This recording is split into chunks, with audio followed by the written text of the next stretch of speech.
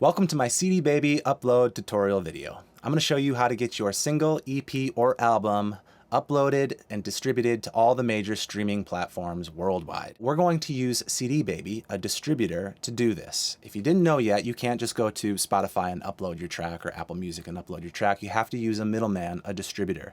And there are a lot of companies that offer this service, and they're all similar. They all do the same thing, but they have slight variations, slightly different offerings. The main difference is they have different pricing models. I'm using CDBaby today because of their pricing model. It's a one-time fee. It is not a subscription model. You pay once and your music is active forever. Whereas with a competitor, say DistroKid, another popular distributor, you have to pay every year to keep your music up. Now the difference being with the subscription model, DistroKid doesn't take any cut of your royalties. They are just taking their money from that every year renewal fee. CDBaby is taking a 9% cut of your royalties, but you only pay one time. Okay, so which one is better? Well, for most new artists, you aren't getting enough streams for that royalty check to be bigger than the renewal check from DistroKid.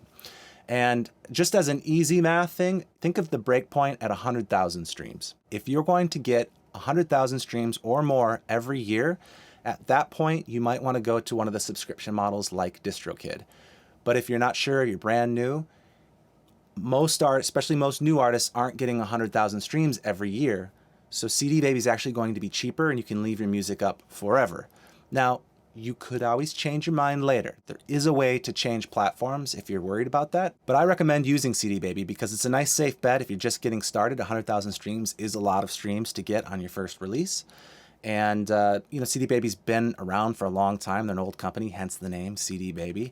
I've used them for a ton of releases. They're great. I like their free resources, and I think it's a fair price. However, if you want to use another distributor, it's totally fine. This video will still help answer some kind of basic questions about the distribution process, so I think you'll still get some stuff out of it. Before we begin, I just want to point out a really helpful resource. It's a free music release guide that I made for new artists. It will walk you through step by step everything about getting your music released, getting it registered, and starting to get it promoted in a professional manner so that your release is comprehensive and looks professional. I broke this release down into having like 3 different stages. So the first stage is about getting it done and like all the basics, the necessities, things like running a Spotify pre-save campaign and getting a smart link created and that sort of thing. And then additionally, this guide goes into like social media strategy, getting all your online profiles claimed, and more advanced stuff later on, developing your brand and all of that. So it's totally free. It's available at helvigproductions.com/navigatethemaze. The link will be in the description.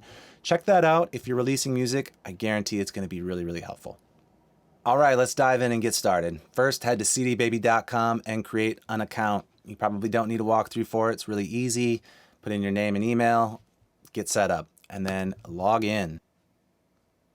The first thing you'll see is your account dashboard. There's a few columns here. The first column is where you would click to add a new title and actually start the distribution process. The next column is a bunch of shortcuts for managing sort of the most important information inside of your account. The third column is featured tools. Definitely check these out. There's all the free stuff that I mentioned CDBaby does. Free marketing tools from show.co. You can get a smart link in there for free. This is also where you can claim like an official artist channel on YouTube and request access for your Apple Music for Artists page and more. If you click the view all tools, there's stuff that's worth checking out. It's all helpful. And I link to some of this in my music release guide as well. And then the fourth column is balance. If you just signed up and you're a new artist, it'll be at 0, but this will show you how much royalty money you currently have in your CDBaby account. So click add new title. The first decision to make is, are you releasing one song or more than one song? Now, it's a little bit confusing, right? Because what if you have 3 songs and it's an EP? Because this has it divided as single and album. It's just how CDBaby does things, basically. It's worded kind of strange, but the price is $9.99 regardless. But if you have one track, you click single. If you have more than one track, you click album. If you're worried about it being an album when it's supposed to be an EP, don't. The different streaming platforms like Spotify and Apple Music, they have their own rules of what constitutes an EP and an album. Everybody has different rules, but generally speaking, the way it breaks down is 1 to 3 songs will be a single, 4 to 6 songs will be an EP, and 7 or more songs will be an album. So if you have 3 songs, you would click album here, and you'll go through CDBaby's upload process for that, but it's going to show up as a single. And if you have 4 songs, it's going to show up as an EP. So it's kind of strange, but that's how it works. For the sake of this example, we're just going to do 1 song. This is where we start entering in all the basic information for your single. First, you can select your language, and then you can put in your artist name here. For this walkthrough video, I'm going to use a project that I'm involved in called Ludwig, and a song that's already out. But it's going to be helpful because you're going to see how it actually gets delivered, because sometimes what you put in here might vary slightly to how it shows up, and it can be confusing as to how things are going to show up on each platform. And I'll walk you through that here in a second. Side note, if you're uploading an album, this does look a little bit differently. You can't add in all this information on this first page. It's going to come later, but where you can customize every individual track on this first page, you can only just put in your main artist. And then later on, you can customize each track if it has featuring artists or different producers and that sort of thing. So this will come in handy in a few pages from now for you. Okay, so our artist name is called Ludwig, and the single is called Honesty to You. And this song is featuring Brooke Elizabeth. So in order to add another artist to this track, click on this icon, and you'll see a drop-down menu. You have featuring, primary artist, producer, and remixer. Let's walk through what these all mean. A featuring artist and a primary artist. Well, what is the difference? Essentially, the way I think about it is featuring artist, somebody comes in to do a piece, but they're not necessarily a writer maybe, or it's a smaller contribution, and a primary artist is more of like an equal collaboration of some sort. You can do it however you want. I'll tell you what in the real world matters when you select one of these two. If you select featuring, which is what we did for this release, then it's going to show up like this. On Apple Music, it will actually write in featuring Brooke Elizabeth in the title of the song here for you. And it will look like this. It looks that way on Amazon Music as well. You can see here it's wrote in as featuring. However, on Spotify, it will look different. You'll see that both the artists are just listed here in a list. Ludwig, Brooke Elizabeth. This is how Spotify lists any artists that are on any track, whether they're featured or primary. The difference is in how the song shows up on that other artist's profile. Let's go to Brooke's profile. She has her own releases here in her discography. This release, though, because she is a featured artist, is not going to show up in her discography. It's going to show up in the Appears On section down here. If we made Brooke a primary artist, then it would show up in her discography. Now, whether or not you use featured or primary, it's still going to look like this in the artist field, Ludwig, Brooke Elizabeth. That doesn't change. And nowhere does Spotify write the words featuring in the title or the song name. So that only happens on Apple Music and Amazon Music, and every platform is going to be slightly different. I'm just showing you the main ones. Okay, I want to show you one other thing that's common. Let's say you wanted to title this track all lowercase or all uppercase or something like that. This little warning will show up that some of our partners may alter your custom casing. That just means that every platform has different rules about what you can capitalize and what you can't. Spotify has gotten pretty good about allowing you to customize this however you want, but other platforms may just change it back. So a really good example is with a different song we did where we had a primary artist, Two-Face. So this was an EP that we put out with a rapper by the name of Two-Face, and his artist name is spelled like this, 2 capital F-A-C-E. And see, it's giving me that warning again that it wants to correct it down to this. Well, he wants it capitalized, right? So on Apple Music, it showed up correctly. On Amazon Music, it did a lowercase for him, and you just can't control that as an independent musician. So just something to be aware of, that some platforms will accept your custom casing and others will not. If you see this warning show up, just know that that might happen. Don't forget your producer credits. I can say this because I'm a producer. We're going to click that button again, go to producer, and put in all the people that were involved. in the production.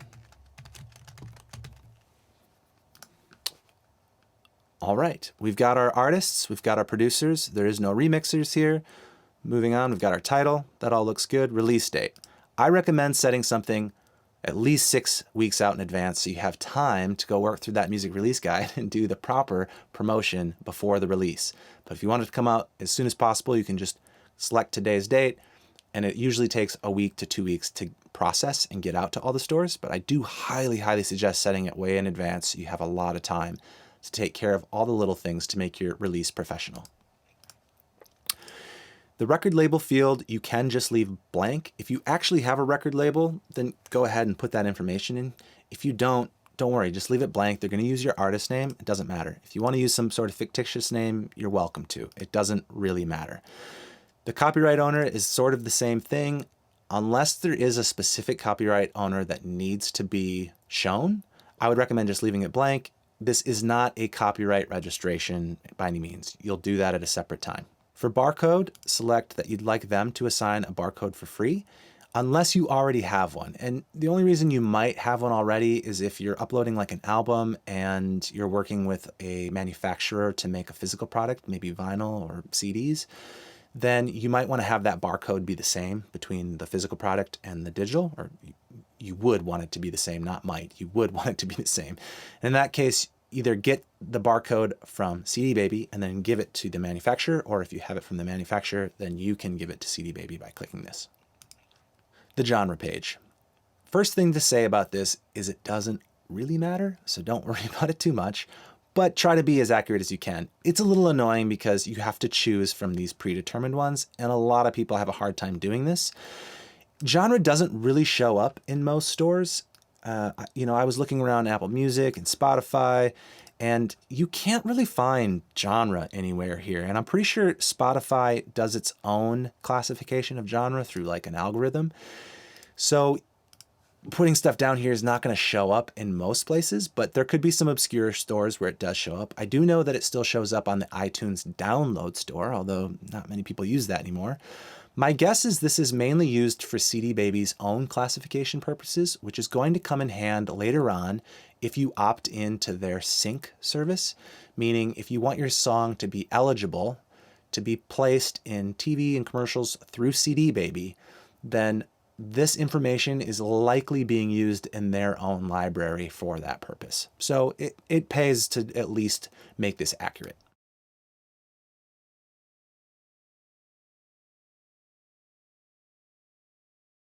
Famous artists. These are optional, but again, probably useful for CDBaby's sync purposes, because I could imagine their clients going and saying, hey, we need somebody that sounds like the Foo Fighters. In that case, if you've got rock as your main category and Foo Fighters as a famous artist, you might show up in that search query. Our song is a little bit in the style of Billie Eilish. Now we're into specific track information. If you were doing an album upload, this is where you would start to be able to customize your featured or primary artist information and your producer credits and all of that kind of stuff around this point. So go ahead and take care of that if you're following along doing a multiple song upload. Track details, parental advisory. If you're not sure, just go with yes, but you can read up on what might constitute explicit if it's like borderline, but generally just be conservative.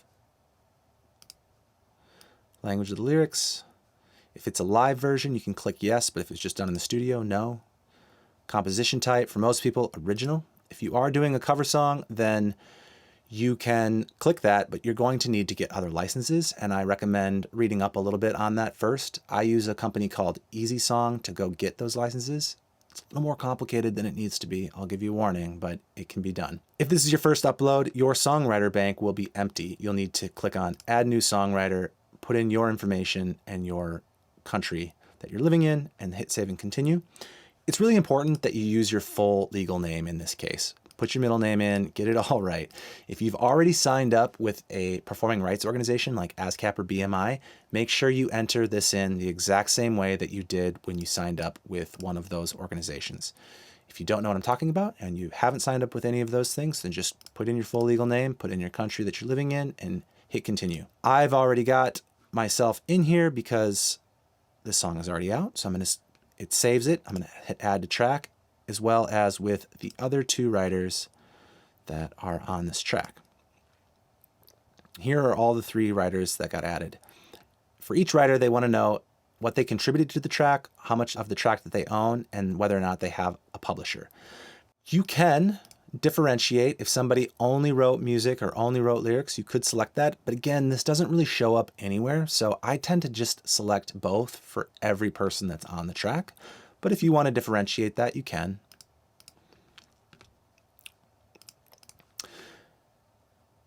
These percentages of each person need to add up to 100. I'm going to enter ours in.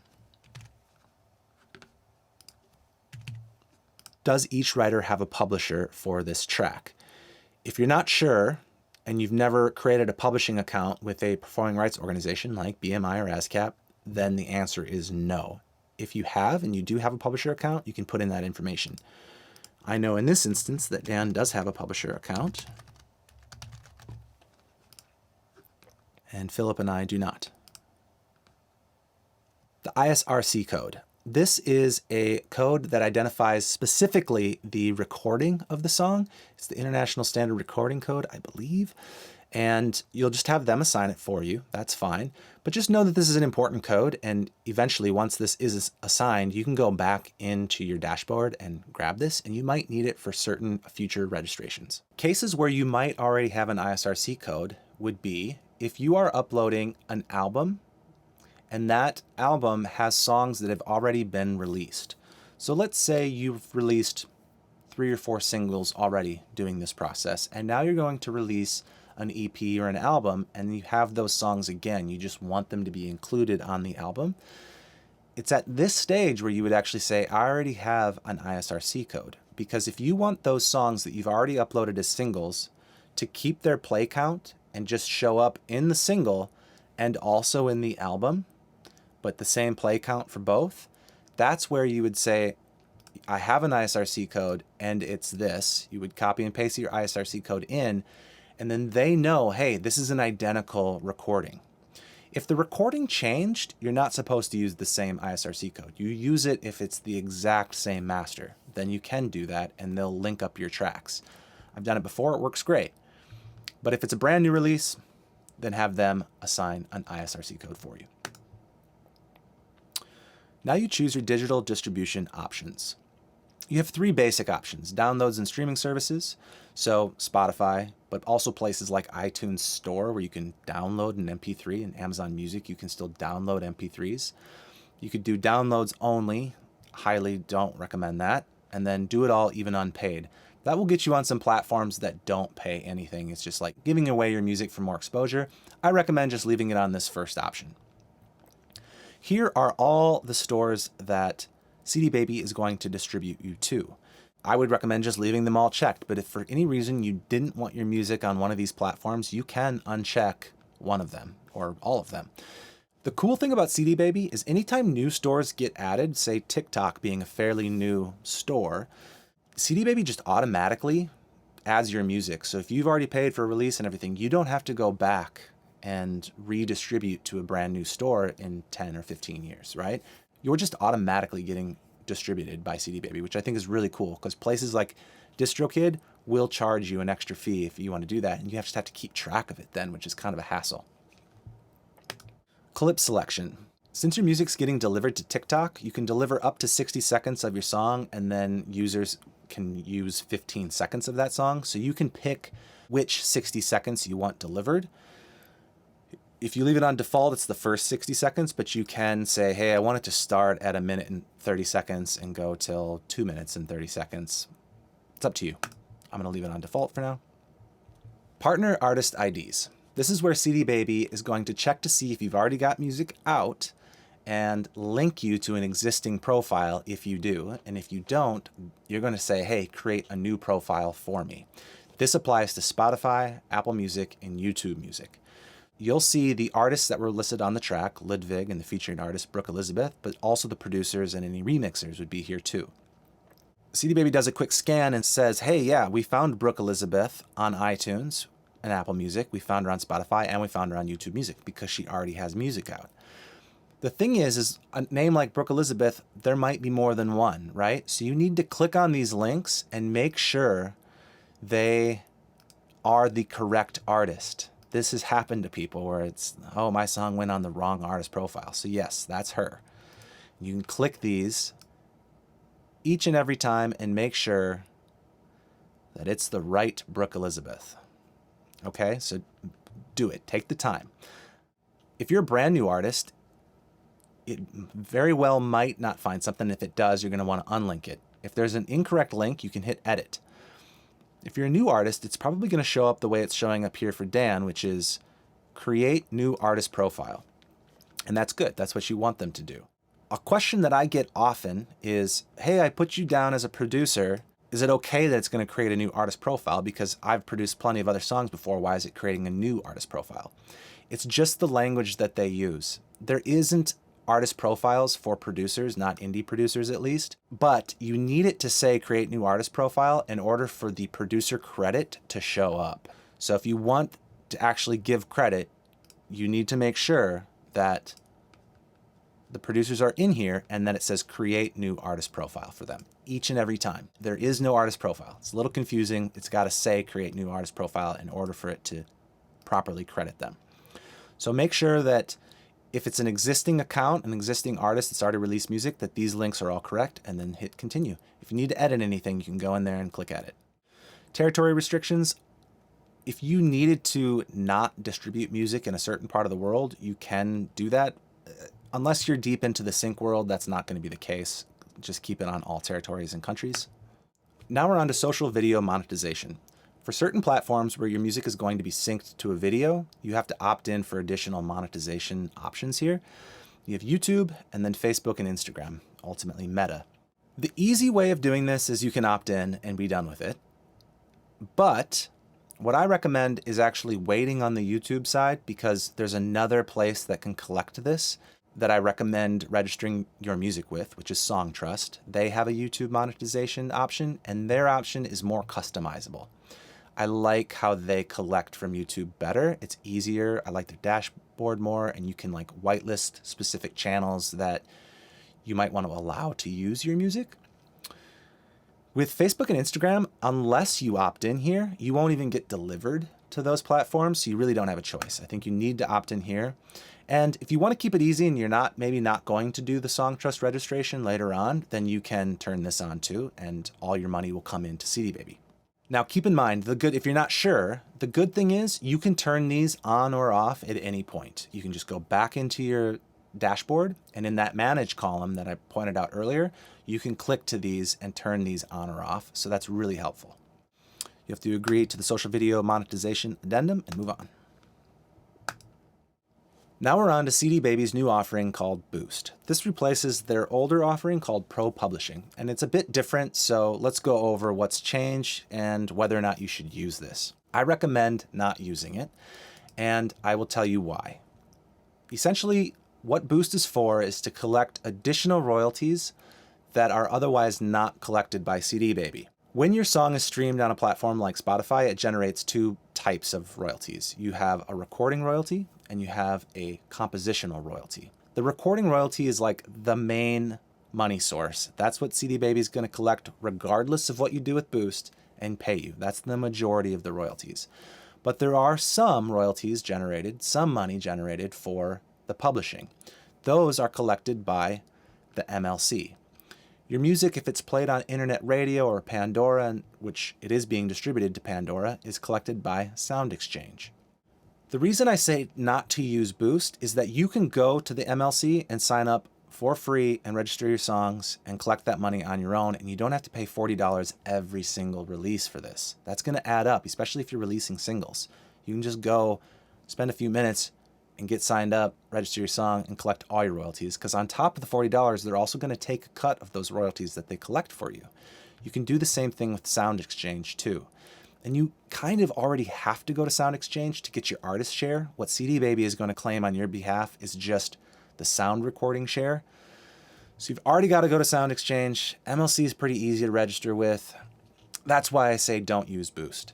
But in general, when you zoom out and look at the royalty decision, I sort of think of it in 3 tiers. You've got the easy way, which is using Boost and that sort of thing.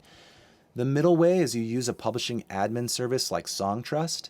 I mentioned them earlier because they have that YouTube monetization option that I like. If you go to Songtrust, Songtrust is going to register you with MLC and take care of collecting and registering your songs with a PRO, a performing rights organization.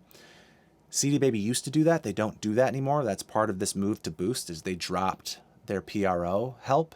So you've got to already do PRO. You've already got to do sound exchange.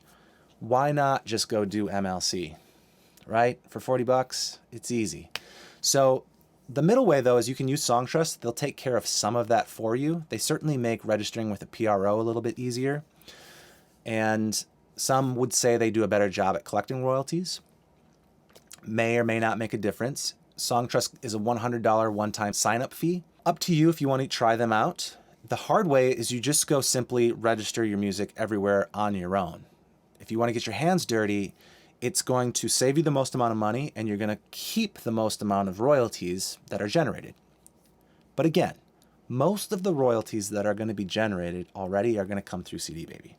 So if you're not sure, you could just leave this off for now and go do the research to go sign up with a Songtrust, or go sign up on your own with MLC, on your own with Sound Exchange, on your own with Music Reports, on your own with a performing rights organization. Because you're going to have to do some of that no matter what. I'm going to make a royalties explained video and walk through all of those sign-up processes. When it's done, it'll be linked in the video and down in the description. The last option here in Boost is their sync option. This used to be included for free. Unfortunately, it's not anymore. But if you wanted CDBaby to pitch your song non-exclusively to music supervisors for the chance to land in a TV show or an indie film, you can opt in here. But if you opt into even just one of these, that's the $40. If you're doing an album, I would say it's worth doing. Throw it in there. But for a single, maybe not. But it's up to you. If money's not a problem, then opt in every time. Why not? It's not exclusive. If you are pitching your songs for sync, though, stay away from this. It's possible you can do both depending on who you're pitching it to and stuff. But I would say in general, it's not worth the hassle. So if you're doing other sync things, maybe stay out of this, because it's gonna, for sure you can't do any exclusive opportunities. And even some non-exclusive libraries don't love this. So just think about that. In this case, we're going to just opt out. Remember, there are millions and millions and millions of people that are in this database, so your odds of getting a sync are low. Moving on. This is where you're going to upload your artwork. Take a quick look at these specifications and make sure that your artwork hits all of this, or it will get rejected.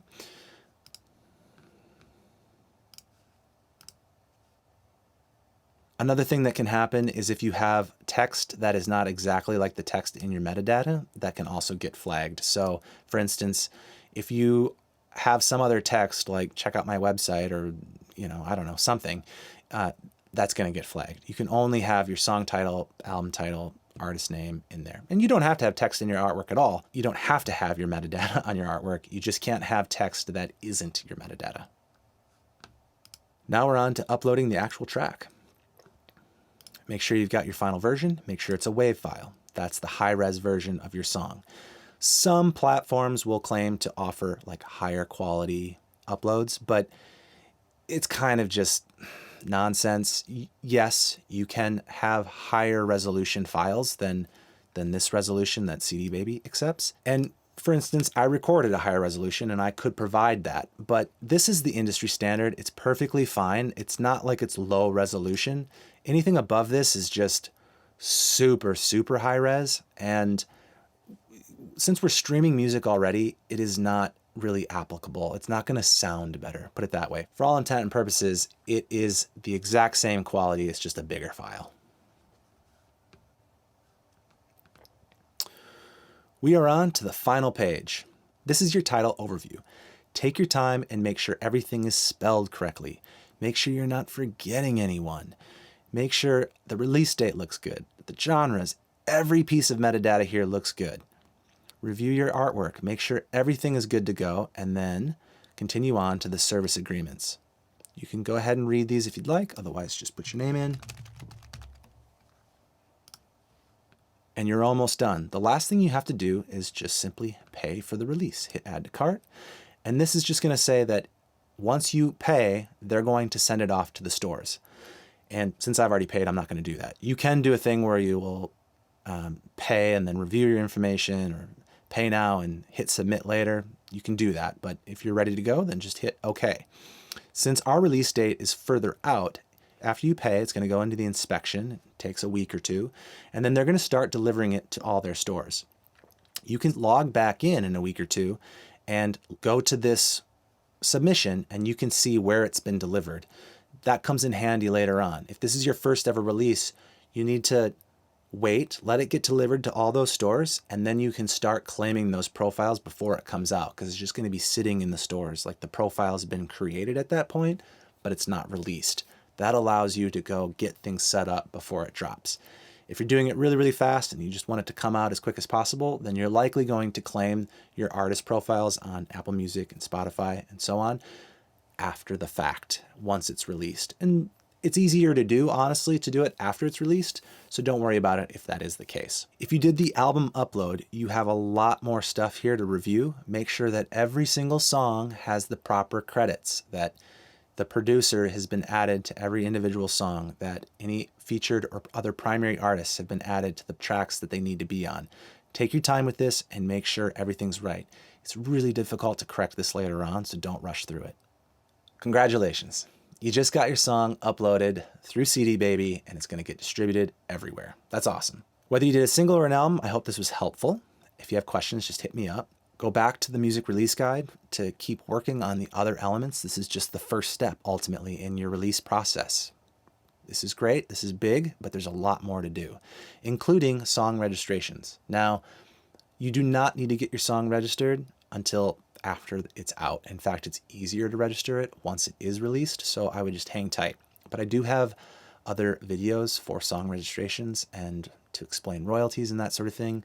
But the main thing to know is that you still need to sign up with SongTrust and Sound Exchange if you want to collect all your royalties. Now, the majority of your royalties are going to come in through CDBaby. These extra royalties are not equal to what's being generated by CDBaby, generally speaking, but you should still do it. But just wait a week or so after the release is done, and then you can go get signed up with SongTrust and Sound Exchange. It'll be a lot easier. Thanks for watching. I hope this was helpful. Good luck with your release.